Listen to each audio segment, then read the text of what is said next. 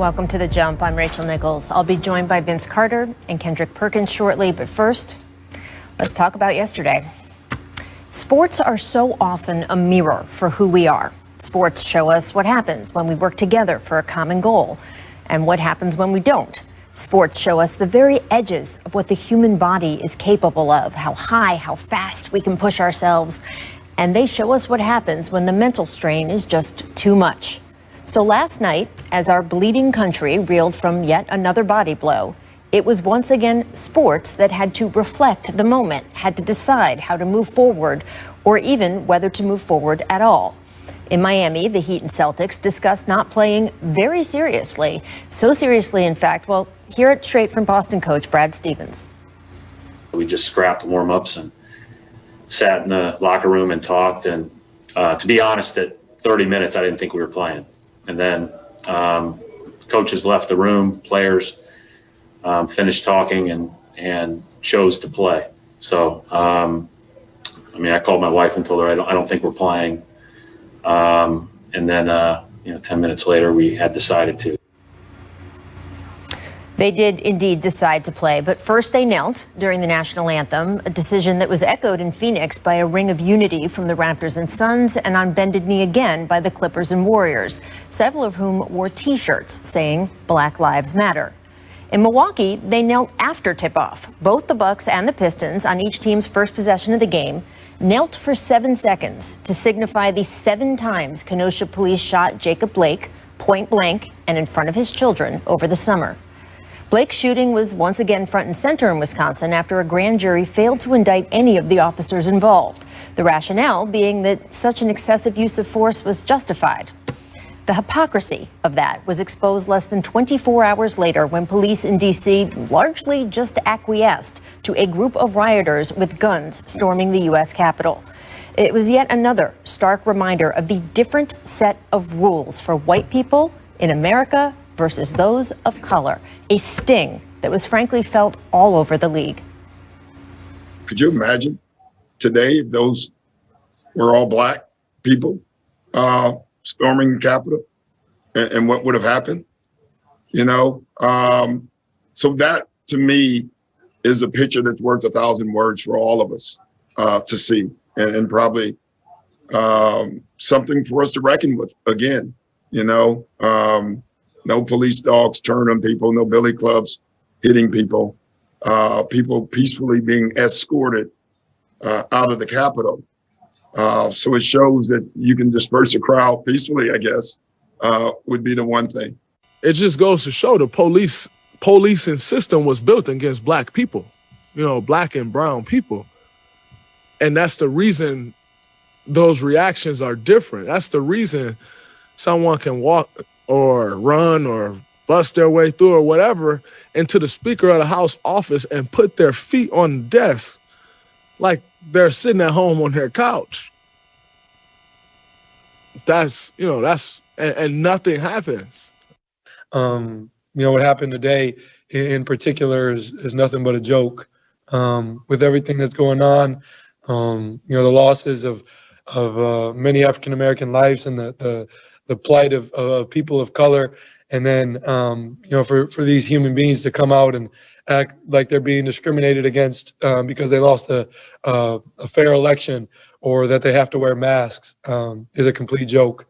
Our president-to-be, Joe Biden comes out and says, America, we're better than this. This is un-American. But to be honest, I'm 20 years old, but I feel like this is as American as it gets.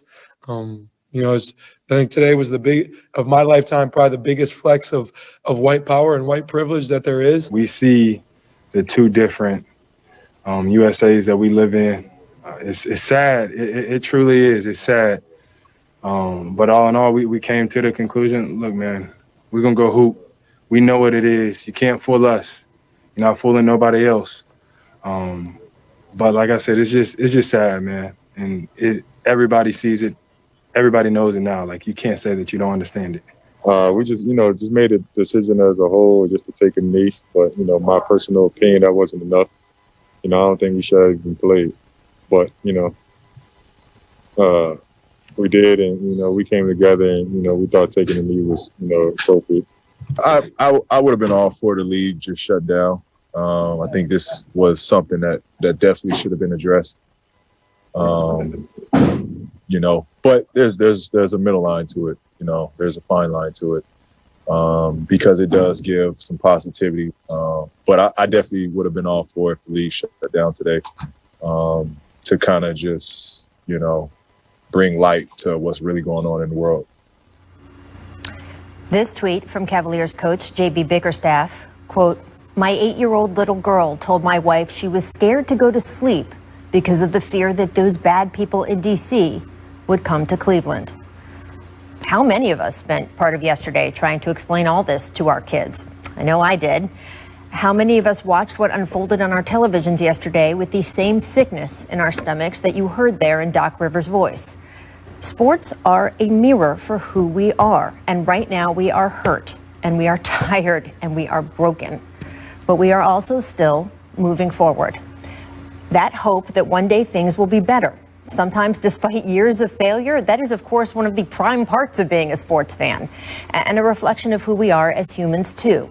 There is always a chance to turn things around, one game at a time, or in our country's case, one day at a time. Let's see how we do. And now I would like to welcome in 8-time All-Star Vince Carter, 2008 NBA champ Kendrick Perkins. Vince, what was your reaction to the events that took place in our nation's capital yesterday, and how the NBA community once again had to respond? Painful. It was sickening, disgusting. But I think a lot of these guys said it best. You're seeing the privileges in what you can and what you cannot do, and who can do it and who cannot do it. And once again, hats off to the NBA, all players buying in, coming together for a common goal. It didn't really matter who you voted for. You seeing everybody come together. I mean, you're just seeing this here, and Doc Rivers said it. And a lot of my friends, we had a conversation in our group chat, and the one thing we said is, can you imagine, look, you see these folks walking in right now. Mm-hmm. You would probably see every one of those bodies on the ground in bloodshed. More than likely.